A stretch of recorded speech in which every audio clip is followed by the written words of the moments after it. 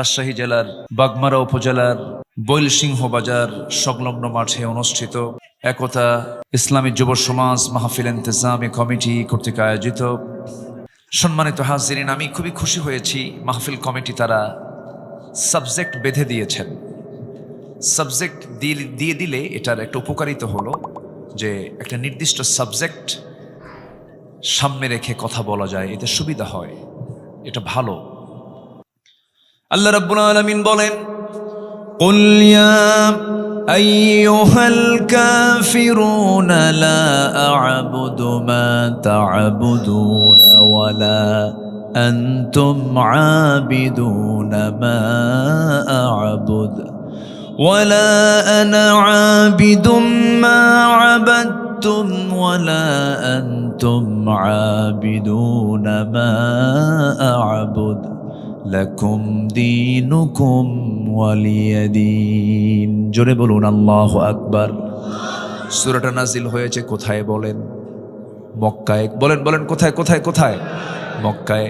মক্কায় সূরাগুলোর মেজাজ একরকম, মদিনায় নাজিল হওয়া সূরাগুলোর মেজাজ আরেক রকম।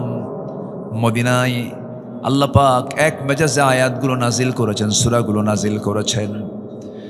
মক্কার যে সূরাগুলো আল্লাহ রাব্বুল আলামিন ম্যাক্সিমাম সূরাগুলো সংক্ষিপ্ত করে দিয়েছেন, কিন্তু সংক্ষিপ্ত হলে হবে কি, ছোট্ট একটা আয়াতের মধ্যে বিশাল ব্যাখ্যা আল্লাহ পাক জমা করে দিয়েছেন। এই সূরার মধ্যে ইবাদত শব্দটা এসেছে, দিন শব্দটা এসেছে। ইবাদুন শব্দটা এবং দিন শব্দটা খুব একটা মৌলিক শব্দ। আল্লাহ রাব্বুল আলামিন এই দুনিয়াতে আমার পরিচয় তিনি দিয়েছেন, আমি একজন আল্লাহর গোলাম, আমি দাস, আমি হলাম গোলাম, আমার আল্লাহ হলেন রব। আমি হলাম আল্লাহর দাস, আমার রব হচ্ছেন আমার প্রভু, আমার মালিক। সেই মালিক রাসূলকে জানায় দিচ্ছেন, কি জানায় দিচ্ছেন? কুল ইয়া আইয়ুহাল কাফিরুন, হে রাসূল আপনি বলে দেন কাফের সম্প্রদায় শোনো। তাহলে রাসূল এই কথা বলছেন কাদেরকে বলেন তো? বলেন কাদেরকে বলেন? কাফেরদেরকে। কি বলছেন? লা আ'বুদু মা তা'বুদুন ওয়া লা আনতুম আবিদুনা মা আ'বুদ। আমি যার গোলামি করি তোমরা তার গোলামি করো না, আবার তোমরা যার গোলামি করো আমি তার গোলামি করি না।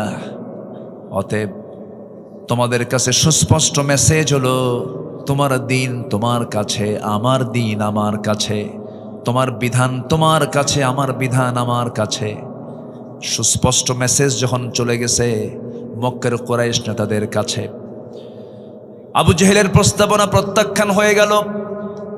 আবু জেহেল বলেছিল, মুহাম্মদ ঘুম থেকে উঠি তুমি আমাকে দেখো, আবার আমিও ঘুম থেকে উঠি তোমাকে দেখি, একই বংশের মানুষ, আত্মীয় স্বজন আমরা, ঘরের সঙ্গে ঘর লাগানো। অযথা গণ্ডগোল করার দরকার নাই, কোনো ঝামেলা করার দরকার নাই। তোমাকে আমরা ভালোবাসি, পছন্দ করি, তোমাকে আমরা সৎ মনে করি, আমানতদার মনে করি, আল আমিন বলি, আর সাদেক বলি। অতএব খামাখা নতুন ধর্মের পেঁচ লাগায়া কি দরকার? তুমি যেহেতু চাচ্ছ নতুন ধর্ম, ঠিক আছে, ভালো কথা, তোমারটাও থাকুক আমারটাও থাকুক। তোমারটা থাকবে 6 মাস, আমাদেরটা থাকবে 6 মাস। লাত মানত ওজ্জাগুলো যা এই যে কাবা শরীফের ভিতরে আমরা সাজায় রেখেছি, এটার তুমি বৈধতা দিয়ে দাও, আমরা তোমার রবের বৈধতা দিয়ে দেব। দেখেন প্রস্তাবের সাইজ দেখছেন? এই প্রস্তাব যখন দিয়ে ফেলেছে, সঙ্গে সঙ্গে আল্লাহ রাব্বুল আলামিন রাসূলকে জানায় দিচ্ছেন, হে রাসূল আপনি বলে দেন কাফেরদেরকে লক্ষ্য করে, তোমরা যার গোলামি করো আমি তার গোলামি করি না। তোমার দিনটা নিয়ে তুমি থাকো, আমার দিন নিয়ে আমি থাকি। অন্য ধর্মের কোনো মন্দিরে আপনি পাহারা দিবেন সমস্যা নাই, প্যাগোডা পাহারা দিবেন সমস্যা নাই, আপনারা দেশের নাগরিক, তারা ধর্মের স্বাধীনতা তারা পাবে। কিন্তু অন্য ধর্মের কোনো মূর্তি নিয়ে, কোনো দেবতা নিয়ে প্রশংসার দরকার নাই, আবার দুর্নাম করার দরকার নাই, গালিও দরকার নাই। লা তাসুব্বুল আসনাম, মূর্তিগুলোকে গালি দিও না। তোমরা তাদের মূর্তিকে গালি দেবে, তারা তোমাদের প্রভু আল্লাহকে গালি দিবি, অতএব গালি দিতে যেও না। আবার প্রশংসাও করতে যেও না, প্রশংসা করলে তো ঈমান হারা হয়ে যাবে। অতএব তোমার দিন তোমার কাছে, আমার দিন আমার কাছে। সুবহানাল্লাহ। আমার দেশে আবার কিছু ভোট পাওয়ার জন্য খুব প্রশংসা করে, আছে না? এরকম আছে না? নারিকেলের নাড়ু খায়। যেটা অন্যায়, অন্যায়কে অন্যায় বলবো, অন্যায়কে অন্যায় বলবো, যেটা রং সেটা রং।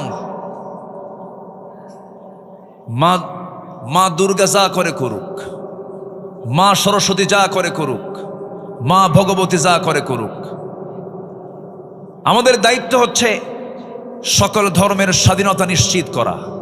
কিন্তু এর মানে এই না যে সেখানে যাইয়া নারিকেলের নাড়ু খাওয়া। এটা আমাদের দায়িত্ব না, এটা অন্যায়, এটা ঈমান বিধ্বংসী কাজ, এটা ঠিক না। রাগ করলেন নাকি আপনারা? আমাদের হিন্দু ভাইয়েরা আছেন আমার দেশে ভালো, কিন্তু ধর্মীয় বিষয়গুলো খুবই স্পর্শকাতর। আচ্ছা বলেন তো, আমাদের জুমার নামাজে কি কোনো হিন্দু ভাইরা আসে? আসে বলেন তো? আসে। আমাদের ঈদগাহে কি তারা নামাজ পড়তে আসে? তা আপনি এরকম এত বড় ফকির কেন? হ্যাঁ, আপনার নারিকেলের নাড়ু খাওয়া লাগে? দরকার নাই। ইবাদত করব কার? আসতে বলবেন, ইবাদত করব কার? গোলামি কার হবে? আল্লাহর গোলামি হবে। এক জায়গায় না সব জায়গায়? এক জায়গায় না সব জায়গায়? ইবাদত মানে হচ্ছে বান্দার ইচ্ছায় কোনো কাজ হবে না, বান্দা কাজ করবে কার ইচ্ছায়, কার আইনে, কার সিদ্ধান্তে? আল্লাহর সিদ্ধান্তে বান্দা কাজ করবে। এবং ইসলামকে মর্জি মতো খাটো করা, লম্বা করার সুযোগও আল্লাহ পাক বান্দাকে দেন নাই। ইসলামটা কারো না, ইসলামটা কার? আল্লাহর। এটাকে মর্জি মতো ইফরাত তাফরিদ করার সুযোগও নাই। আমি আপনি আমার মতো করে ইসলাম আমি মানতে পারবো না। আমি এমন করে বলতে পারবো না যে আমরা শরিয়া আইনে বিশ্বাসী নই, আমরা শরিয়াকে মানি না, শরিয়াকে ফলো করি না। এই জাতীয় কথা বলা মানে তার ঈমান ছিনতাই হয়ে যাওয়া, ঠিক কি না? ঈমান ছিনতাই হয়ে যাওয়া, এটা করা যাবে না। আমাকে মুমিনদের কাতারে আসতে হবে, আমাকে মুসলিমের কাতারে আসতে হবে, সারেন্ডার করতে হবে। কার কাছে? আসতে বলবেন না, কার কাছে? আল্লাহর কাছে। তাহলে এখানে এই 6টা আয়াতের মধ্যে বারবার আব্দুন শব্দটা আসছে, বারবার। আবাদা ইয়াবুদু, আবিদুন, আইন বা দাল মূল মাদ্দা, এই শব্দটা বারবার আসছে। দেখেন, আবুদু, তাবুদু, আবিদুন, এই শব্দগুলো বারবার ঘুরে ঘুরে আসছে, অর্থাৎ ইবাদত। আমার দায়িত্ব হচ্ছে আল্লাহর দাসত্বকে মেনে নেওয়া, সম্পূর্ণভাবে মেনে নেওয়া। আর আমার আল্লাহর দায়িত্ব হচ্ছে বান্দার দাসত্বকে কবুল করে নিয়ে জান্নাত, কবুল করে নিয়ে জান্নাত বুঝে দেওয়া। যেরকম সুবহানাল্লাহ। আমার আল্লাহর দায়িত্ব হচ্ছে বান্দার দাসত্বকে কবুল করে নিয়ে দাসত্বের মতো দাসত্ব করে ইবাদত করলে পরে আল্লাহর দায়িত্ব হচ্ছে সেই বান্দাকে জান্নাত কি বুঝে দেওয়া। আল্লাহ রাব্বুল আলামিন বলেন, ইয়া আইয়াতুহান নাফসুল মুতমাইন্নাতু ইরজিই ইলা রাব্বিকি রাদিয়াতাম মারদিয়াহ ফাদখুলি ফি ইবাদি ওয়াদখুলি জান্নাতি। জোরে বলুন আল্লাহু আকবার। আমার গোলাম হয়ে যাও, ফাদখুলি ফি ইবাদি, আমার গোলাম হয়ে যাও, আমার জান্নাতে প্রবেশ করো। তোমাকে আজকে কেউ বাধা দেবে না। শর্ত হলো তোমার পরিপূর্ণ গোলাম হতে হবে। একমাত্র কার গোলামি করতে হবে? বলেন, কার গোলামি? আল্লাহর গোলামি। আমার ভাইয়েরা, আর সর্বশেষ আয়াত আল্লাহ রাব্বুল আলামিন ক্লিয়ার করে দিলেন, দিনের ক্ষেত্রে কোনো ভাগ বসান যাবে না। ওর দিন কিছু মানবো, আমার দিন কিছু মানবো, তা হবে না। একটা মুসলমান ডাবল স্ট্যান্ডার্ড কখনো হতে পারে না। আমার দেশে বিগত 16 বছরে এক পার্লামেন্টেরিয়ান ছিলেন, ঠাকুরগা তার বাড়ি। একদিন সংসদে দাঁড়ায় বলতেছে, মাননীয় স্পিকার, আমার ছেলে বিয়ে করেছে ভারতের কলকাতায় গাঙ্গুলি পরিবারে। বউটা আমার হিন্দু, বউমা আমার হিন্দু, আমার ছেলে হলো মুসলমান। আমার ছেলে বউ যখন ঢাকায় থাকে তখন সে 5 ওয়াক্ত নামাজ পড়ে, আবার যখন সে কলকাতায় থাকে তখন সে পূজাও করে। এটাই তো ধর্মের স্বাধীনতা। দেখছেন? শয়তান কয়, আমি আর কত শয়তান, তুই আমার চেয়ে বড় শয়তান। তাহলে একজন ব্যক্তি ঢাকায় থাকলে সে নামাজ পড়বে, আর কলকাতায় গেলে কি করবে? পূজা করবে। আর এটার আবার ব্যাখ্যা জায়েজ করতে নিয়ে এই আয়াতটা সাবেক প্রধানমন্ত্রী বলেছিলেন, লাকুম দীনুকুম ওয়ালিয়া দিন, বুখারী শরীফের 40 পারায় আসছে। কি কথা কি বুঝতেছেন? আয়াত ঠিকই কইছে, কিন্তু কোরআন শরীফ না হাদিস শরীফ কইছে? হাদিস বানায় ফেলছে। কিন্তু এটা কি হাদিস শরীফ না কোরআন শরীফ? কোরআন মাজিদ, কোরআনে কারীম আল্লাহ রাব্বুল আলামিন এই মেসেজ দিয়েছেন, তোমার দিন তোমার কাছে, আমার দিন আমার কাছে। সম্মানিত ভাইয়েরা, এই অপব্যাখ্যাগুলো তারা দিল, আর দোষ দিয়েছে 16 বছর ধরে আমাদের ঘাড়ে, আমাদের কাঁধে। ধর্মীয় অনুভূতিতে তারা বহু আঘাত করেছে, কিন্তু মামলা খেয়েছেন আল্লামা সাঈদ রাহিমাহুল্লাহ। এটা কোনো কথা? এই মুমতাজ পার্লামেন্টারিয়ান, আমি পরশুদিন মানিকগঞ্জে মাহফিল ছিল, হরিরামপুরে ওর এলাকায় মাহফিল ছিল। কোনো মাহফিল হতে দেয়নি, ওই মাহফিলটা 7 বছর বন্ধ ছিল। এবছর মাহফিলটা করে আসলাম। মুমতাজ গান গাইতো, সংসদেও গান গাইতো, শোনেন না আপনারা? সংসদে গান গাইতো, আর প্রাইম মিনিস্টার সাবেক হাতের থাবা মারতেন, তালি মারতেন পার্লামেন্টে। নারী তো প্রশংসায় পঞ্চমুখ হয়ে যায়, মেয়েদেরকে যত প্রশংসা করবেন ও ফুলতে ফুলতে পটকা মাছের মতো হয়ে যায়। আমি তো তাই আসলে, কিন্তু পুরুষকে আপনি যত বেশি প্রশংসা করবেন ও তত মনে মনে ভাববে তোর মতলব কি, এত প্রশংসা করিস কেন? এই হচ্ছে নারী এবং পুরুষের মধ্যে তফাৎ। অতএব যারা পাম দিলে ফুলে যায় তাদের নেতৃত্ব আমরা দেখতে চাই না। সারা পৃথিবীর শুরু থেকে নিয়ে আজ পর্যন্ত যে জাতি নেতৃত্ব দিয়েছে তাদের হাতেই নেতৃত্ব তুলে দিতে হবে মুসলমান। সব দেখা শেষ করেছি। বহুদিন আমরা নারীর শাসন দেখেছি, দেখি নাই? আমরা দেখেছি। আমরা কেউ 8 বছর, কেউ 16 বছর, কেউ 25 বছর, সব দেখা শেষ। আইয়ুবের শাসন, মুজিবের ভাষণ, জিয়াউর রহমানের খাল কাটা, আর আমাদের চাচাইর সাদের তো তাল বেতাল, মাঝখান দিয়ে শুধু হরতাল আর হরতাল। সব দেখা শেষ। আগামীর দেশ আমরা দেখতে চাই কোরআনের বাংলাদেশ। রাজি আছেন কারা কারা? হাত উঁচু করে দেখান মুসলমান।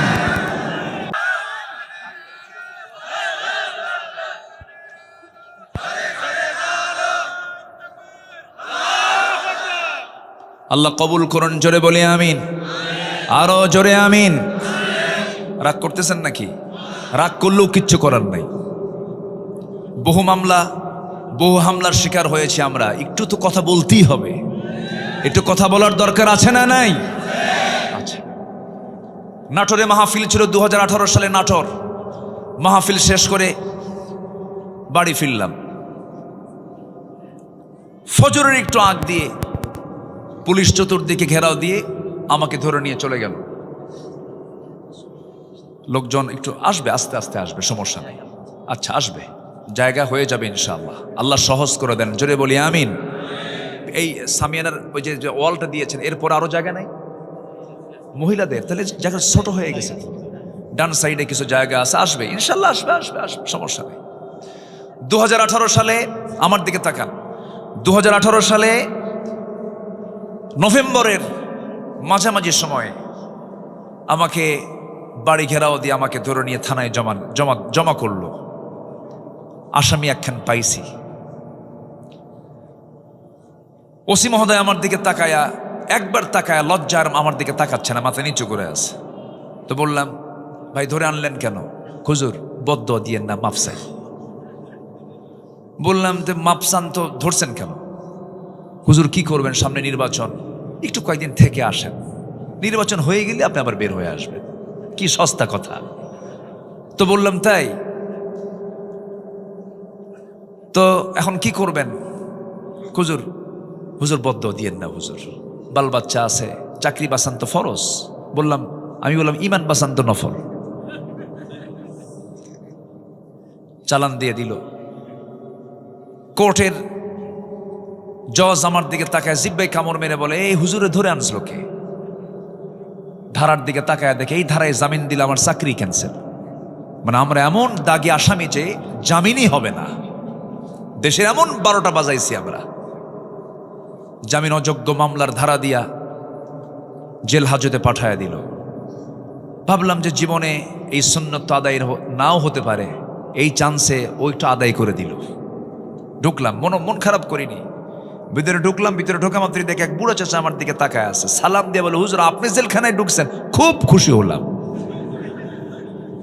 তো বললাম যে আপনি খুশি হলেন কেন? কে বাবাজি মাহফিলে যাই, সামনে বসি, এত চেষ্টা করছে আপনার সঙ্গে একটাবার মোসাফা করব, চান্সই মিলেই নাই। হুজুর কি সুন্দর আল্লাহ মিলাই দিল। হুজুর দোয়া করি আপনি জেলখানায় থাকেন।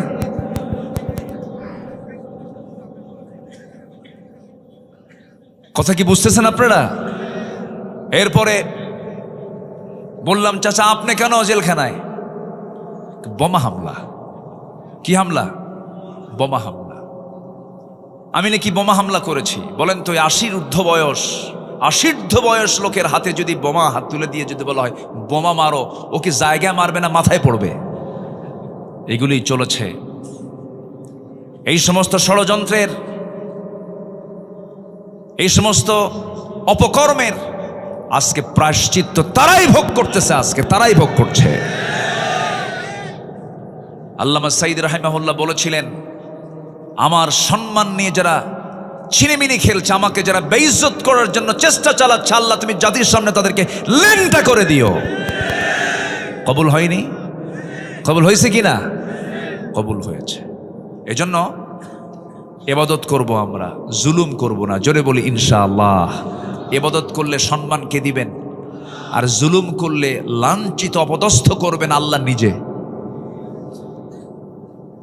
আমার বন্ধুগণ কান লাগান, সময় অল্প, একটু মনোযোগ দিয়ে শুনবো। দুটো শব্দের ব্যবহার এই কোরআন এই সূরার মধ্যে বেশি হয়েছে। একটা হলো ইবাদাহ, আর একটা হচ্ছে শেষে হলো দিন শব্দটা আসছে। দিনের ব্যাখ্যা যদি দিতে যাই, 19টা অর্থ খুঁজে পাওয়া যায়। দিন মানে হলো বিচার দিবস, দিন মানে হলো জীবন বিধান। দিনের অনেকগুলো অর্থ, অনেকগুলো শব্দের অনেকগুলো অর্থ বিভিন্ন জায়গায় বিভিন্ন শব্দ এসেছে। যেমন এখানে এসেছে লাকুম দীনুকুম ওয়ালিয়া দিন, আবার দিন শব্দটা আরেক জায়গায় আসছে। এই সবাই বলুন আর রহমানির রহিম মালিকি ইয়াউমিদ্দিন ইয়্যাকা না'বুদু ওয়া ইয়্যাকা নাস্তাঈন। জোরে বলুন আল্লাহু আকবার।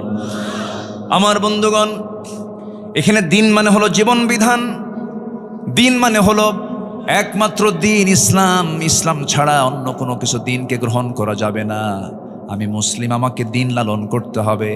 সেই দিনটা থাকতে হবে এক জায়গায় না সব জায়গায়। আমার দেশে কি সব জায়গায় আছে নাকি? সব জায়গায় আছে, নামের সাথে আছে। শহীদুল ইসলাম, মফিদুল ইসলাম, মিজানুল ইসলাম, আরিফুল ইসলাম, ইসলামের শেষ নাই। কিন্তু নিজের নামের সাথে ইসলাম আছে। মুজাহিদুল ইসলাম কমিউনিস্ট পার্টির নেতা, আছে কিনা? আছে কিনা? আছে কিনা বলেন। নাম হলো মুজাহিদুল ইসলাম, ওইদিকে কমিউনিস্ট পার্টির তিনি নেতা। কিন্তু না, আমি মুসলমান, আমার সঙ্গে ইসলাম থাকতে হবে। ব্রাহ্মণের ছেলে ব্রাহ্মণ হতে পারে, খ্রিস্টানের ছেলে খ্রিস্টান হতে পারে, বৌদ্ধের ছেলে বৌদ্ধ হতে পারে, কিন্তু মুসলমানের সন্তান মুসলমান হতে পারে না যদি তার মধ্যে ইসলাম না থাকে। ইসলাম থাকতে হবে 16 আনা। এই জন্য সেই দাসত্ব, সেই ইবাদত যদি আমি করতেও যাই, ইবাদত কবুলের কিছু শর্ত আছে। সেই শর্তটা হলো, ইবাদত কবুলের জন্য শর্ত হলো 10টা শর্ত। বলেন কটা শর্ত? 10টা শর্ত। শর্ট করে বলছি আমি, একটু মনোযোগ দিয়ে সবাই শুনবেন।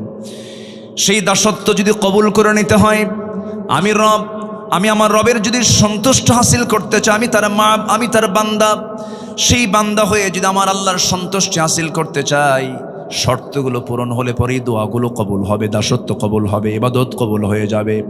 1 নাম্বার শর্ত হলো, যত মুনাফিকি আছে সমস্ত মুনাফিকি জীবন থেকে ধুয়ে মুছে সাফ করতে হবে। মুনাফিক তো আমার দেশে নাই। আমার দেশে মুনাফিক আছে? মুনাফিক আছে আমার দেশে? আছে। মুনাফিক আছে কিনা একটু সবাইকে বলে ফেলি, বলুন তো। আমার নবীজি বলেছেন, আয়াতুল মুনাফিকি 3। মুনাফিকের আলামত হলো 3টা। যখন সে কথা বলে মিথ্যা বলে, এরপরে যখন সে ওয়াদা করে, ওয়াইদা ওয়াদা আখলাফ, যখন সে ওয়াদা করে ওয়াদা ভঙ্গ করো, ইদা তুমিনা খান, আমানতের খেয়ানত করে, যখন সে কারোর সঙ্গে তর্ক বিতর্কে লিপ্ত হয় তখন সে বাজে কথা, মুখ খারাপ করে ফাহিশা ভাষায় কথা বলে। আমার বন্ধুগণ, মিথ্যা কথা বলার মতো মানুষ তো বাংলাদেশে খুঁজে পাওয়া যাবে না। আছে মিথ্যা কথা বলার লোক আছে? তাহলে এখন বলুন তো, আমার দেশে মুনাফিক আছে না নাই? আরেকটা জরিপের কথা বলবো, কান লাগাবেন, মনোযোগ দিয়ে শুনবেন। আচ্ছা বলুন তো, কোন ওয়াক্তে বাড়িতে মানুষ বেশি থাকে? কোন ওয়াক্তে বলেন? নামাজের কোন ওয়াক্তে বাড়িতে মানুষ বেশি থাকে? বলেন কোন সময়?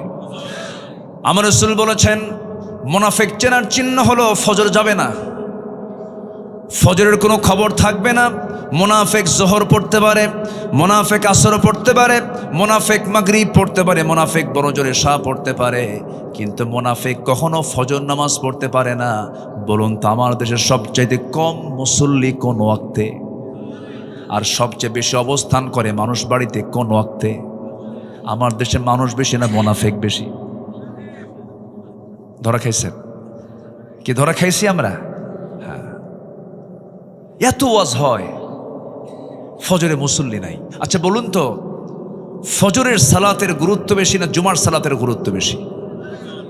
জুমার গুরুত্ব নাই। আজ থেকে জুমার গুরুত্ব আছে না নাই? আছে। দুটাই ফরজ, দুটাই ফরজ, কিন্তু ফজরের আল্লাহ রাব্বুল আলামিন বিশেষ ফজিলত দিয়েছেন। 65টা এক্সট্রা ফজিলত আছে ফজর নামাজের, 65টা। ফজরের 2 রাকাত সুন্নত নামাজ, রাকাতাই সালাতুল ফজর খায়রুম মিনাদ দুনিয়া ওয়া মা ফিহা। ফজরের 2 রাকাত সুন্নত এত দামি যে আল্লাহ তাআলা বলেছেন খায়রুম মিনাদ দুনিয়া ওয়া মা ফিহা, দুনিয়া এবং দুনিয়ার মাঝে যা আছে তার চাইতে বেশি দাম হলো ফজরের 2 রাকাত সুন্নতের দাম। তাহলে এখন বলুন,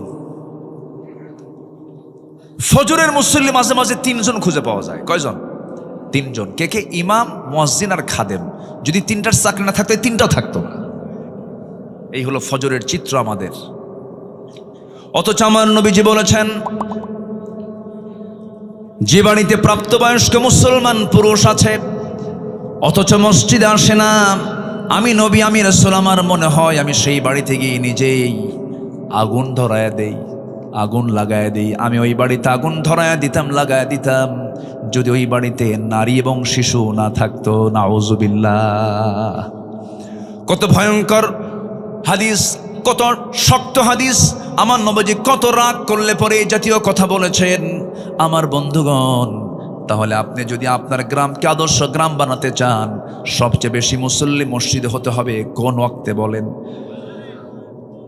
এত আস্তে কোন কেন ভাই? একটু জোরে বলেন, কোন ওয়াক্তে? কোন ওয়াক্তে? গ্রাম কি ঠিক আছে? নিজের গ্রাম কি ঠিক আছে? ঠিক নাই। মাতব্বর, মাতব্বর আছে। মাতব্বর বিড়ি খায় আর মাতব্বরি করে, বিড়ি খায় আর মাতব্বরি করে। নামাজের কথা বলে না। মাতব্বর সাহেব 40-50 বছর মাতব্বরি করলেন, কিন্তু গ্রামের মানুষকে নামাজের জন্য একটু ডাকলেন না, ফজরের জন্য একটু বলবেন না, বললেন না। আপনি নিজেই তো নামাজ পড়েন না, বলবেন কি আর? মাতব্বরি তারই মানায় যে নামাজি হয়। আসতে কন কেন? মাতব্বরি করতে করতে বিড়ির নেশা ওঠে, আবার বাইরে বের হয়, আবার সামনে সামনে বিড়িও খায়। এমন মাতব্বরও আছে না নাই? আমরা সভ্য হতে পারিনি, এখন আমরা সভ্য হব কোরআন দিয়ে। জোরে বলি ইনশাআল্লাহ। তাহলে সবার বাড়িতে মানুষ শুয়ে থাকে, কিন্তু ফজরের সময় মসজিদ ভরে না। এটা বড় বিপদের কারণ, বড় বিপদ। কোনো বরকত থাকবে না। বুরিকালি উম্মতি ফি বুকুরিহা। আমার রাসূল বলেছেন, আমার উম্মতের বরকতময় সময়টা হলো সকালবেলা। ফজরে মুসল্লি নাই, বুকটা খান খান হয়। জানেন, আমি আল্লাহর কসম করে বলে যাচ্ছি, এই গ্রাম, যে গ্রামে মাহফিল হচ্ছে বৈলসিংহ, এই গ্রামের মসজিদ যেদিন গ্রামের সকল মানুষের আন্তরিকতায়, সকলের ঐক্যবদ্ধ প্রচেষ্টায় যেদিন দেখবেন ফজরের মুসল্লি জুমার চাইতে বেশি হয়েছে, আল্লাহর কসম করে বলে যাচ্ছি, এই গ্রামে কোনো মাদক, জেনা, ব্যভিচার, বেপরদার কোনো পরিবেশ থাকবে না, থাকবে না, থাকবে না, থাকবে না। গ্রামকে পরিবর্তন করে দেবে কি অন্য গ্রামের লোক এসে? আমাকে আপনাকে পরিবর্তন করতে হবে। যুবকরা, কমিটি করে ফেলো। মাহফিল কমিটি যেমন করলে একতা যুব সমাজ, তোমরা আজকে নতুন করে একটা কমিটি করবে আগামীকাল থেকে, ফজর নামাজ বাস্তবায়ন কমিটি এই গ্রামের। আসতে কন কেন, আসতে কন কেন? এমন প্রস্তাব দিয়ে গেলাম। আমাদের আলোচনা হওয়া উচিত বাস্তবমুখী। সমাজের যে রোগগুলো আছে সেই রোগগুলো ধরে ধরে প্রত্যেকটা গ্রামে যদি ফজর নামাজ বাস্তবায়ন কমিটি হয়, গ্রামের কোনো ছেলের পকেটে থাকবে না, সব আল্লাহওয়ালা হয়ে যাবে, ভালো হয়ে যাবে। আল্লাহ রেজাল্ট দিচ্ছেন, ইন্নাস সালাতা তানহা আনিল ফাহশাই ওয়াল মুনকার ওয়া লাযিকরুল্লাহি আকবার আল্লাহু ইয়ালামু মা তাসনাউন। আল্লাহু আকবার বলেন। তাহলে মুনাফিকি দূর করার জন্য কোন নামাজ দরকার বলেন? আরো জোরে বলেন, কোন নামাজ দরকার? ফজরের নামাজ দরকার। আল্লাহ রাব্বুল আলামিন বলেন, وَمِنَ النَّاسِ مَن يَقُولُ آمَنَّا بِاللَّهِ وَبِالْيَوْمِ الْآخِرِ وَمَا هُمْ بِمُؤْمِنِينَ। মানুষের মধ্যে কিছু মানুষ আছে যারা বলে ঈমান এনেছি, পরকালকে বিশ্বাস করে নিয়েছি, কিন্তু তারা প্রকৃত মুমিন নয়। ওয়াইদা কামু কুসালা, নামাজে হেলে ধুলে দাঁড়ায়, তাদের ধ্বংস কামনা করেছেন মহান রব্বুল আলামিন। ওরা প্রকৃত মুসল্লি নয়, ওরা হলো মুনাফিক। ওরা ফজর পড়ে না, মাঝে মাঝে জোহরে যায় কমিটির পথটাকে ঠিক রাখার জন্য। ফাওয়াইলুল লিল মুসাল্লিন আল্লাযীনা হুম আন সালাতিহিম সাহুন আল্লাযীনা হুম ইউরাউনা ওয়া ইয়ামনাউনাল মাউন। জোরে বলুন আল্লাহু আকবার। ওই সমস্ত মুসল্লির ধ্বংস, ওই সমস্ত মুনাফিক মুসল্লির ধ্বংস যারা অবহেলা করে নামাজ পড়ে, লোক দেখানো নামাজ পড়ে, প্রয়োজনীয় ব্যবহৃত জিনিসগুলো দেয় না। প্রতিবেশী চলে গেছে, দাটা দাও তো দাটা দেয় না, কাশি দাও তো কাশি দেয় না, এমন প্রতিবেশী মনে হয় বাগমারায় নাই। আসতে বলবেন না, আছে না নাই বলেন। প্রতিবেশীকে যে কষ্ট দেবে আল্লাহ তাকে জান্নাত দেবেন না। আমার রাসূল বলেছেন, আমার উম্মতের যদি কষ্ট না হতো, প্রতিবেশীকে আমি সম্পত্তির ওয়ারিস বানায় দিতাম। ওয়ায়ামনাউনাল মাউন। আমার বন্ধুগণ, অনেক লোক আছে দেখবেন যে প্রতিবেশীর সঙ্গে একটু গন্ডগোল হয়ে গেছে, তার ঘরটা, তার ঘরের পেছনে রাস্তা নাই, তার জায়গা দিয়ে যেতে হয়, একটু গন্ডগোল লাগলে খোঁটা গাড়ে, কি গাড়ে, কি গাড়ে, খোঁটা মারে, খোঁটা খোঁটা, হাঁটতে দেয় না। এরকম খোঁটা মারা কি বাগমারায় আছে? আছে? জমিনটা কার? আজ থেকে জমিনটা কার? আর ওই খোঁটা গেড়ে বাধা দিল কার বান্দাকে? বলেন, কার বান্দাকে? তো জমিনও আল্লাহর, বাধা দিল আল্লাহর বান্দাকে। তুমি কত বড় শক্তিশালী হয়েছ, করা যাবে না এগুলো। পৃথিবীর কোনো মানুষের ক্ষমতা নাই বান্দাকে আটকিয়ে রাখে। বান্দা রাস্তা কখনো বন্ধ করতে পারে না। রাসূল বলেছেন, যে ব্যক্তি কারো জন্য রাস্তা বের করে দিবে, আল্লাহ তার জন্য জান্নাতের রাস্তা বের করে দিবেন। জোরে বলেন সুবহানাল্লাহ। আমি কোরআন চর্চা করে যতটুকু বুঝেছি, আমি যতটুকু ভাঙ্গা চোরা, এলেম কালাম তো তেমন নাই, মানুষ আমার ডাকে, শুধু বসায় দেয় বড় জায়গায়, কিন্তু সেই বড় জায়গার যোগ্যতা আমি রাখি না। আমি আব্দুল্লাহ আল আমিন, খুবই ছোট্ট নগণ্য আদনা একজন গোলাম। কিন্তু ছোট্টবেলায় বাবার সঙ্গে যখন হাঁটে যেতাম, আগে ওই মিটারে মাপ হতো না, ডিজিটালে মাপ হতো না, আগে মাপ হতো দাড়ি পাল্লায়।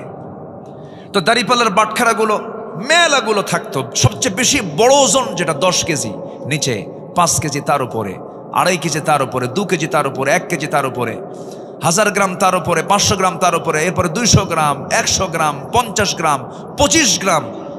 সেই ওই 25 গ্রামটা সবার উপরে রাখে, আমি হলাম সেই মাত্র 25 গ্রাম। কিন্তু সবাই আমাকে উপরে রাখে। কিন্তু এলেম কালাম তেমন ওজন টোজন নাই, এলেম কালাম তেমন নাই। কিছু কথা বলি, কিন্তু চেষ্টা করি কোরআনের মূল নির্যাস কথা বলার জন্য। কারণ আল্লাহ তাআলা আমার এই কথার ব্যাপারে একদিন প্রশ্ন করবেন কিনা বলেন, করবেন কিনা বলেন, করবেন কিনা বলেন। আল্লাহর কসম, দিল থেকে কথা বলার চেষ্টা করি। দয়া করে ফজর নামাজকেও ছাড়বেন।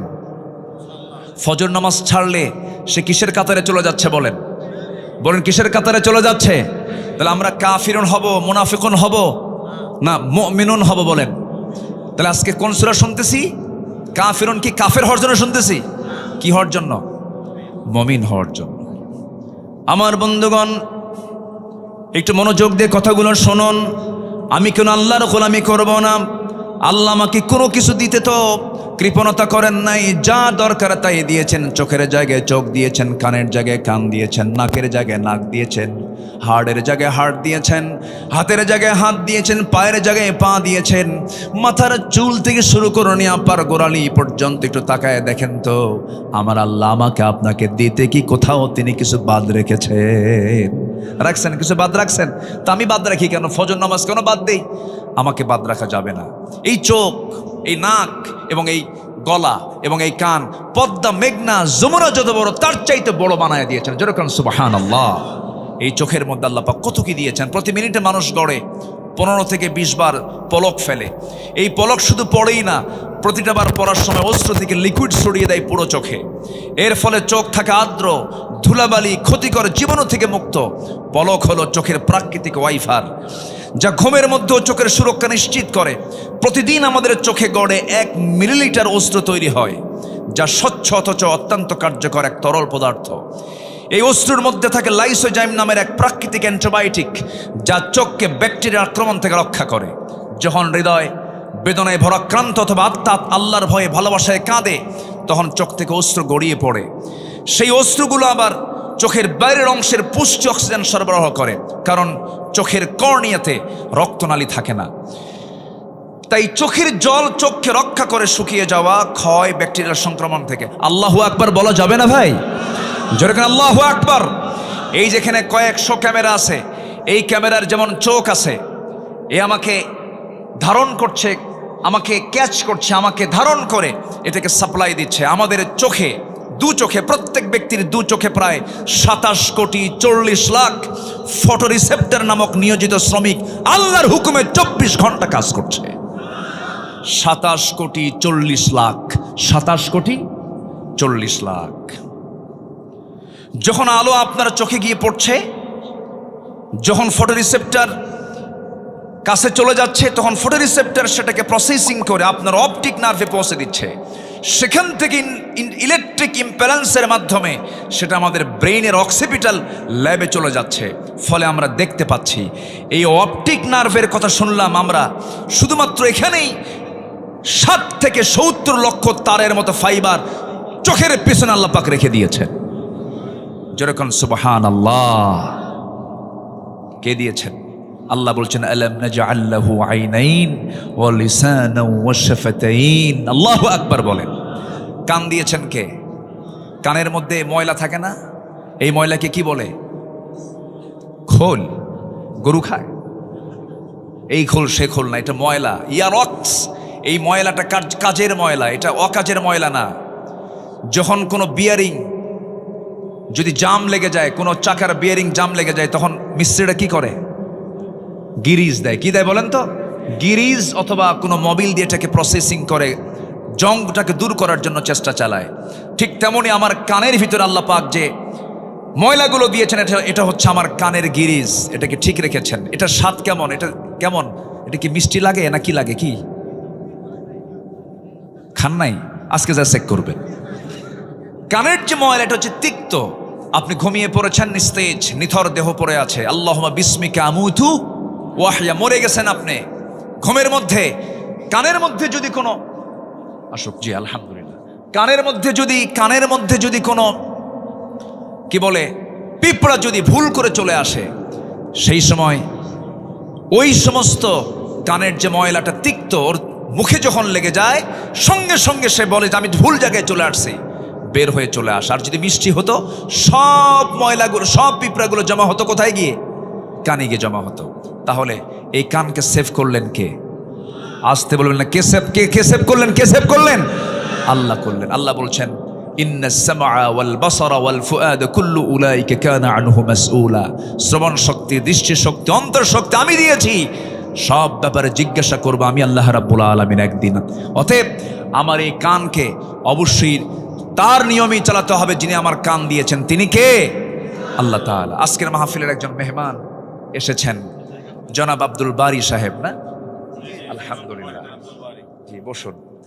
আল্লাহ তুমি তার হায়াতে বারাকা দান করো। জোরে বলি আল্লাহুম্মা আমিন। আরো জোরে আল্লাহুম্মা আমিন। আমার দিকে তাকান সম্মানিত ভাইয়েরা। তাহলে আমার দায়িত্ব হচ্ছে জীবনের সকল জায়গায় কার ইবাদত করা বলেন তো? আসতে বলেন, কার ইবাদত করা? আর সেই ইবাদত কবুলের জন্য 10টা শর্তের 1 নম্বর শর্ত হলো আমরা মুনাফিকি বাদ দেব। জোরে বলি ইনশাআল্লাহ। নাম্বার 2 হলো সকল ইবাদত কবুল হয়ে যাবে, নামাজে অলসতা ত্যাগ করতে হবে, অলসতা বর্জন করতে হবে। আল্লাহ রাব্বুল আলামিন বলছেন, বান্দারে আমার জান্নাত পেতে হলে অলসতা পরিহার করে তোমাকে কেমন নামাজ পড়তে হবে।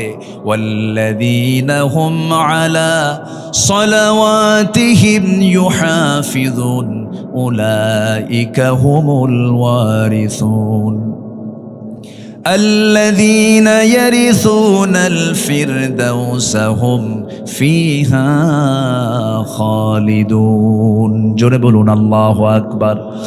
যারা নামাজের ব্যাপারে যত্নশীল হবে, নামাজের ব্যাপারে যারা অত্যন্ত যত্ন করে যারা নামাজটা পড়বে, ফজর আজান যখন হয় তার একটু আগ দিয়ে, যে সময় ফজর ওয়াক্ত হয় না, এই টাইমটা খুব গুরুত্বপূর্ণ টাইম। আল্লাহ পাক এই সময় ফিস সামাঈদ দুনিয়া, দুনিয়ার আকাশে চলে আসেন। আলা মিন মুস্তাগফিরিন ফাগফির লাহ, কোন ক্ষমা প্রার্থী আছে আমার কাছে ক্ষমা চাবে, মাফ করে দেব। ওই সময় ঠিক ওই সময়টা আবার শয়তানও চলে আসে বান্দার শিয়রে, এসে বলে আলাইকা লাইলুন তাওয়িল, আলাইকা লাইলুন তাওয়িল, তোমার জন্য রাত বড় লম্বা, ঘুমাও ঘুমাও। ওই মাথার চুলের মধ্যে সে তার নখ ঢুকায় দেয়, তার আঙ্গুল ঢুকায় দেয়, বলে ঘুমাও ঘুমাও। ওই সময় শয়তান 3টা গিট মেরে যায়। ওই 3টা গিট যদি কেউ ছোটাতে চাও, রাসূল বললেন 3টা আমল করবে। সেই সময় তোমার আমল হলো মুনাফিকের কাতার থেকে তোমার নামটা যদি মিশে নিতে চাও, ওই সময় তোমার 3টা কাজ, 3টা গিট ছোটাবে। 3টা কাজের মধ্য দিয়ে, 3টা আমলের মধ্য দিয়ে নাম্বার 1 হলো নিজের পিঠটা বিছানার সঙ্গে থেকে তুমি উঠায় নিবা, পৃথক করে ফেলবে, 1 নাম্বার গিট চলে যাবে।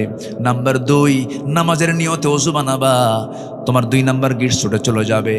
এরপরে নামাজের নিয়তে তুমি ওযু বানায়া মসজিদের দিকে রওনা দেবে, কদমে কদমে নেকি লেখা শুরু হয়ে যাবে, নামাজে দাঁড়াবে, নামাজটা আদায় হয়ে যাবে। 24 ঘন্টা শয়তান তোমার কাছে আসার সাহস পাবে না। জোরে কোন সুবহানাল্লাহ। আমার বন্ধুগণ, নামাজটার ব্যাপারে আমরা যত্নশীল হব। জোরে বলি ইনশাআল্লাহ, আরো জোরে বলি ইনশাআল্লাহ। নামাজের মধ্যে মজা পেতে হবে। 2জন সাহাবী আব্বাদ এবং আম্মার, নবীজি 2জনকে সীমানার প্রহরায় নিয়োগ দিয়েছেন। রাত 2টার দিকে, শেষ রাত্রির দিকে ঘুমিয়ে পড়েছেন। আম্মার ঘুমিয়ে পড়েছেন। আব্বাদ বলছেন, ভাই খামাখা দাঁড়ায় থেকে লাভ কি, উনি ঘুমিয়ে পড়েছেন, আমি নামাজে দাঁড়ায়া যাই। নামাজে দাঁড়ায় গেলেন। তাহাজ্জুদ পড়ছিলেন, শত্রু তাকে টার্গেট করেছে, দূর থেকে তীর মেরেছে। নামাজরত অবস্থায় তার ডান পায়ে লেগেছে, নামাজ ছাড়েন না। ওই অবস্থায় তিনি রুকু করলেন, সেজদা দিলেন। দ্বিতীয় রাকাতে আবার দাঁড়ান, আরেকটা তীর মেরে দিয়েছে, বাম পায়ে লেগেছে। 2 পা রক্তাক্ত হলো। রক্তের ফিঙ্কেটে গিয়ে ঘুমন্ত সাহাবী আম্মারের গায়ে লাগার সঙ্গে সঙ্গে ঘুম থেকে জাগা পেয়ে বলছেন, আব্বাদ কি করো, শত্রু তোমাকে টার্গেট করে ফেলেছে। কোনো কথা বলছেন না, রুকু করলেন, সেজদা দিয়া সালাম ফিরে বলছেন, ভাই আমি তো অনেক আগেই টের পেয়েছি, কিন্তু আমি আমার সালাতের ভিতরে এত স্বাদ পাচ্ছিলাম, এত মজা পাচ্ছিলাম, আমার কাছে মনে হচ্ছিল 2টা তীর আমার পায়ে লেগেছে, আরেকটা তীর যদি আমার বক্ষ ভেদ করে যদি আমার জীবনটাও চলে যেত, আমি আমার প্রাণের নামাজ, আমি আমার মোহাব্বতের নামাজ, আমি আমার আল্লাহর সঙ্গে কথা বলা বাদ দিতাম না। জোরে কোন সুবহানাল্লাহ।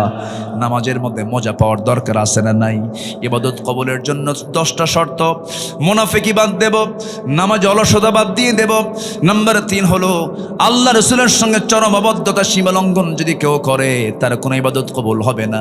ওয়া মাইয়াসিল্লাহা ওয়া রাসূলাহু ওয়া ইয়াতাআদ্দা হুদুদাহু ইউদখিলহু নারান খালিদান ফিহা ওয়া লাহু আযাবুম মুহিন। জোরে বলুন আল্লাহু আকবার। আল্লাহ এবং রাসূলের নাফরমানি করবে যারা, সীমালঙ্ঘন করবে যারা, আল্লাহ তাকে আগুনে প্রবেশ করাবেন, সে স্থায়ী হবে, তার জন্যই রয়েছে অপমানজনক আযাব। সূরা নিসা আয়াত নাম্বার 14। এই জন্য অবাধ্যতা হওয়া যাবে না, অবাধ্য হব না। আমরা সবাই একমাত্র বাধ্য হব যার, তিনি আমার কে। আসতে বলবেন না, তিনি আমার কে, বলেন আল্লাহ। কি বাধ্যগত সাহাবী ছিলেন, ইমানটাকে লালন করেছেন।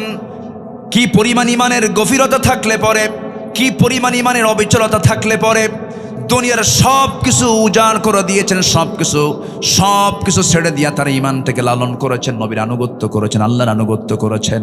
এই মুহূর্তে একজন সাহাবীর কথা মনে হয়ে গেল। মক্কা এবং মদিনার ঠিক মাঝখান বরাবর তার বাড়ি। এই মক্কা মদিনার ঠিক মাঝখান বরাবর বাড়ি। ইয়াং টকবকে যুবক, বাপ জন্মের পূর্বেই মারা গেছে। জন্মের পরপরই চাচার কাছে মানুষ হয়েছেন সেই সাহাবী। নবীর দাওয়াত তার কানে গেল, কালেমা পড়লেন। চাচার কানে সংবাদ গেছে ভাতিজা কালেমা পড়েছে। সঙ্গে সঙ্গে চাচা ডাক দিয়ে বলে, তলব করে বলে, ভাতিজা শুনলাম তুমি নাকি দিন গ্রহণ করেছো। সঙ্গে সঙ্গে তিনি বলছেন, দিন তো একটাই, সেটা হলো কার দিন? কার দিন বলেন? আল্লাহর দিন। চাচা আমিও কালেমা পড়েছি, আপনিও কালেমা পড়েন। সঙ্গে সঙ্গে চাচা বলছে, তুমি কি জানো এটার ফলাফল কি হতে পারে? কি হবে চাচা বলেন? সব সম্পত্তি জোর করে তোর কাছ থেকে নিয়ে নেব, তোকে এত ভালোবাসলাম, তুই এত বড় ক্ষতি করে ফেললি। আমার ধর্ম, আমার বাপ দাদা সব শেষ করে ফেললে, তোকে শেষ করে ফেলবো আমি।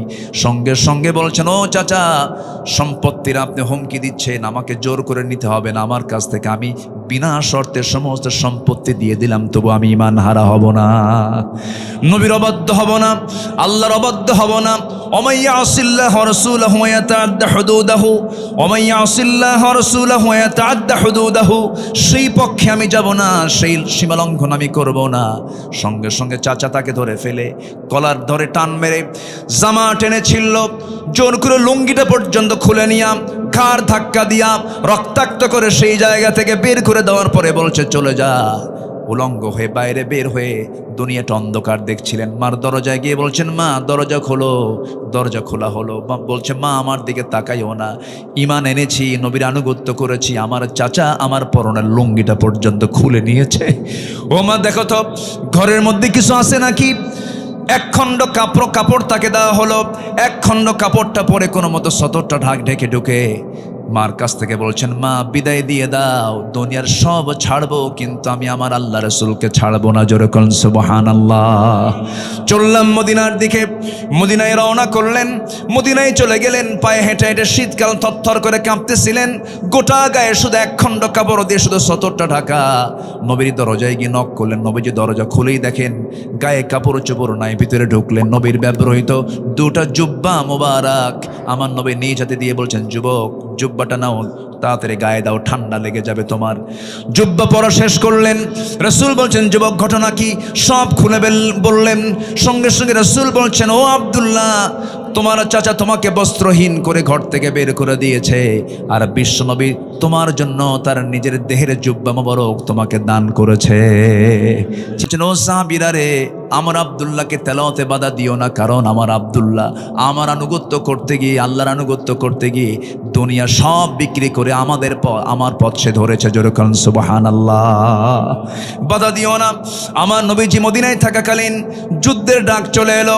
আমার নবীজি বলছেন, আমার আব্দুল্লাহ কোথায়? আব্দুল্লাহকে ডেকে আনো। সঙ্গী করুণী জিহাদের ময়দানে ঝাঁপিয়ে পড়লেন। যুদ্ধ শেষ হলো। অভিযান শেষ হওয়ার পর তিনি ফিরে আসতেছিলেন মদিনার পথে।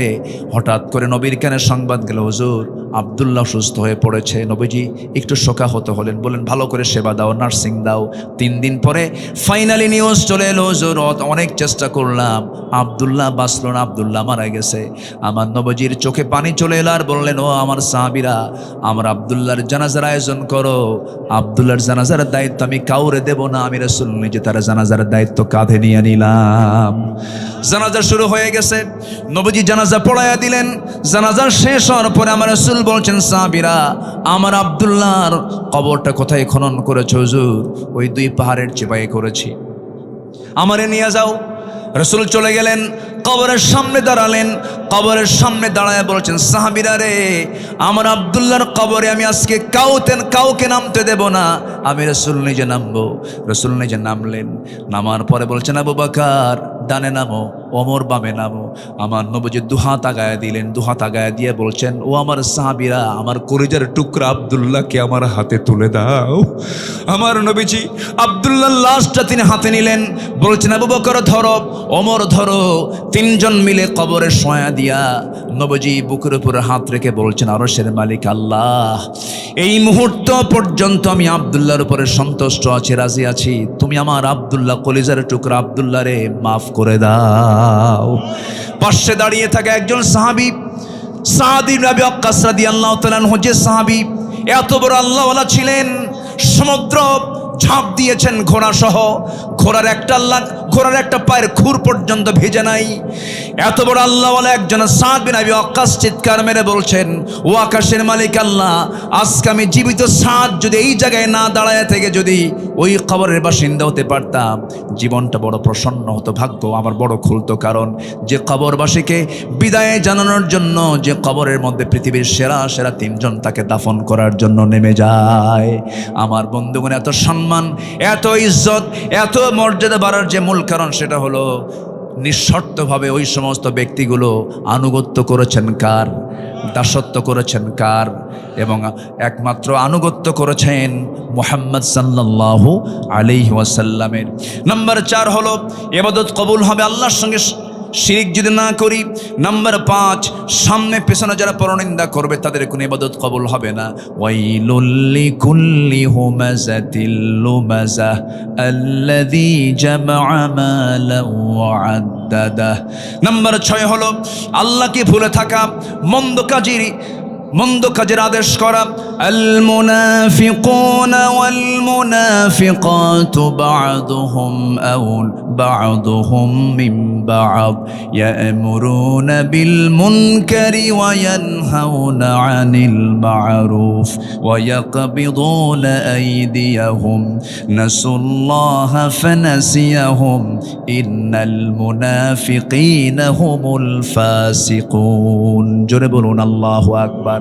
যারাই মুনাফিক তারাই ফাসিক। কে বলছেন? বলেন কারা বলেন। যারা মুনাফিক হয় তারা আবার কি হয়? তাহলে মুনাফিক যে হবে সে আরেকটা লকব পাবে, তার নাম কি? ফাসিক। সে কি হয়ে যাবে বলেন তো? ফাসিক। যে মুনাফিক সে আবার কি? ফাসিক হয়ে যাবে। নাম্বার 7 হলো শয়তানের যারা পদাঙ্ক অনুসরণ করবে, কোন দাসত্ব কোন ইবাদত তার কবুল হবে না। ইয়া আইয়ুহাল্লাযীনা আমানু লা তাত্তাবিউ খুতুওয়াতিশ শাইতান ওয়া মান يتبع خطوات الشيطان فإنه يأمر بالفحشاء والمنكر। জোরে বলুন আল্লাহু আকবার। শয়তান আছে না নাই বলেন? আসতে বলবেন না, আছে না নাই? বাগমারা মনে হয় চেনে না। বাগমারা চিনে? শয়তান চেনে বাগমারা? শয়তান জান্নাতও চিনে। আমার আব্বা আদম এবং হাওয়াকে ফাওয়াসওয়াসা লাহুমা ফাযাল্লাহুমা শাইতান, জান্নাতে গিয়ে যদি আমার আব্বা আম্মাকে যদি ওয়াসওয়াসা দিতে পারে, তাহলে বাগমারার এই এলাকায় মনে হয় শয়তান কোনোদিন আসে নাই। কি আছে কিনা বলেন? এবং তার এজেন্টও আছে না নাই? তার এজেন্ট তারাই যাদের ফজর নামাজ উঠতে কষ্ট হয়। সবাইকে ফজর পড়বেন, সবাইকে এই গ্রামে ফজর বাস্তবায়ন কমিটি বাস্তবায়ন করবেন ইনশাআল্লাহ। কারা কারা ফজর নামাজ পড়বেন, 5 ওয়াক্ত নামাজ পড়বেন? কারা কারা হাত উঁচু করে দেখাল মুসলমান। চিৎকার মেরে বলি, ইয়া আল্লাহ, আমাদেরকে ফজর, জোহর, আসর, মাগরিব, ইশা 5 ওয়াক্ত সালাত জামাতের সাথে আদায় করার তৌফিক তুমি আল্লাহ দিয়া দাও। জোরে বলি আমিন। আরো জোরে আমিন, আরো জোরে আমিন। নাম্বার 8, ইবাদত কবুলের শর্ত রিয়া বা লোক দেখানো ইবাদত যারা করবে তাদের কোনো ইবাদত কবুল হবে না। ইন্নাল মুনাফিকিনা ইউখাদিউনা আল্লাহ ওয়া হুয়া খাদিউহুম ওয়া ইযা কামু ইলাস সালাতি কামু কুসালা ইউরাউনা আন-নাসা ওয়া লা ইয়াযকুরুনা আল্লাহ ইল্লা কালিলা। জোরে বলুন আল্লাহু আকবার। নাম্বার 9 হলো কুফরি যারা করবে তাদের কোনো ইবাদত কবুল হবে না। ইন্নাল্লাযীনা কাফারু লান তুগনিয়া আনহুম আমওয়ালুহুম ওয়ালা আওলাদুহুম মিনাল্লাহি শাইআ ওয়া উলাইকা হুম ওয়াকুদুন নার। জোরে বলুন আল্লাহু আকবার। সর্বশেষ হলো নাম্বার 10, যেহেতু সূরা কাফিরুনের ভিতরে আল্লাহ রাব্বুল আলামিন ইবাদত নিয়ে কথা বলেছেন, দাসত্বের কথা বলেছেন, ওই সমস্ত বান্দার দাসত্ব কখনো কবুল হবে না, ইবাদত কখনো কবুল হবে না। 10টা শর্ত যদি থেকে যায়, এই 10টা শর্ত পূরণ করলে পরে, বাদ দিলে পরে আল্লাহ রাব্বুল আলামিন কবুল করবেন। আল্লাহর সাথে মিথ্যা দৃঢ় অঙ্গীকার করে আবার তবজ্ঞার সঙ্গে যারা ভঙ্গ করবে, আল্লাহ রাব্বুল আলামিন তাদের কোনো ইবাদত কবুল করবেন না। আল্লাহ রাব্বুল আলামিন এই সবাইকে 10টা শর্ত পূরণ করার তৌফিক দান করুন। জোরে বলি আমিন, আরো জোরে আমিন, আরো জোরে আমিন। আমার মা বোন যারা আসছেন তাদের জন্য 3টা মেসেজ। নাম্বার 1, 5 ওয়াক্ত নামাজ। নাম্বার 1 কি বলেন তো, কয় ওয়াক্ত নামাজ? নাম্বার 2 হলো মেয়েরা কাজ শুরু করবে আগে না তেলাওয়াত করবে আগে? বলেন বলেন বলেন, দিন শুরু হবে কাজ দিয়া না তেলাওয়াত দিয়া? আগে নামাজ, এরপরে কি বলেন? তেলাওয়াত। যে বাড়িতে তেলাওয়াত থাকবে সে বাড়িতে কোনো রোগ শোক আসবে না। আল্লাহু আকবার বলেন। তেলাওয়াত, মেয়েদের তেলাওয়াত যে বাড়িতে আসে সেই বাড়িটা শান্তির জায়গা। যে মহিলার তেলাওয়াত দিয়ে বাড়ি শুরু হয়, যে স্ত্রীর তেলাওয়াত দিয়ে বাড়ির কাজ শুরু হয়, ওই বাড়িতে কখনো শয়তান ওয়াসওয়াসা দিতে পারে না। আল্লাহ কবুল করুন, আমল করার তৌফিক দান করুন, জোরে বলি আমিন। নাম্বার 3 হলো পর্দায় থাকা। পর্দাটা কমপ্লিট হতে হবে। পর্দা মূলত হচ্ছে নিজের আত্মীয় স্বজনদের সঙ্গে পর্দা করা। দূরের লোক তো অত ক্ষতি করতে পারে না, আত্মীয় স্বজন যেরকম দুলা ভাই, মামাতো ভাই, খালাতো ভাই, চাচাতো ভাই, দেবর, ভাসুর, এই জায়গায় পর্দার গুরুত্ব সবচেয়ে কম না সবচেয়ে বেশি? বেশি। আল্লাহ রাব্বুল আলামিন এলাকার মা বোনদেরকে এমন সুন্দর পর্দা করার তৌফিক আল্লাহ পাক দান করুন। আমাদের মাঝে মেহমান এসেছেন, সবাই চেনেন তো তাকে নাকি? ওনাকে চিনেন? আল্লাহ তাআলা অনেক সুন্দর সূরত দান করেছেন। কি সুন্দর আল্লাহ পাক চেহারা আল্লাহ পাক দিয়েছেন। ভিতরটাও যেমন সুন্দর, বাহিরটাও তেমন সুন্দর। জনাব আব্দুল বারী হাফিজাহুল্লাহ তিনি এসেছেন, তিনি কথা বলবেন। এবং এরপর এদেশের অগণন মানুষের কলিজার টুকরা অত্যন্ত ছন্দময় গতিতে সুন্দর করে কথা বলেন আমাদের মুরব্বী, আমাদের সিনিয়র বড় ভাই বজরুল রশিদ মিয়া ভাই, তিনি কথা বলবেন। আমি আর কথাকে দীর্ঘায়িত করতে পারছি না, যতটুকুন হয়েছে আমরা বলে ফেলি আলহামদুলিল্লাহ। আমার মনে হয় যে কথাটা আজকে হলো এই বাগমারার এই মাটিতে, যদি কেউ আমল করতে পারি, আমার কথা না আল্লাহর কথা বলেন, ভালো হওয়ার জন্য এর চাইতে বড় মেসেজ আমি আর কোরআনে কোথাও খুঁজে পাই না। একটু মেহেরবানি করে, আজকে ফজরটা হবে তো মসজিদ ভরবে না ফাঁকা থাকবে বলেন? আজকের আলোচনার পর যদি মসজিদটা ভরে যায়, এই মাহফিল কবুল হয়ে যাবে। আল্লাহ সবাইকে আমল করার তৌফিক দাও, জোরে বলি আল্লাহুম্মা আমিন।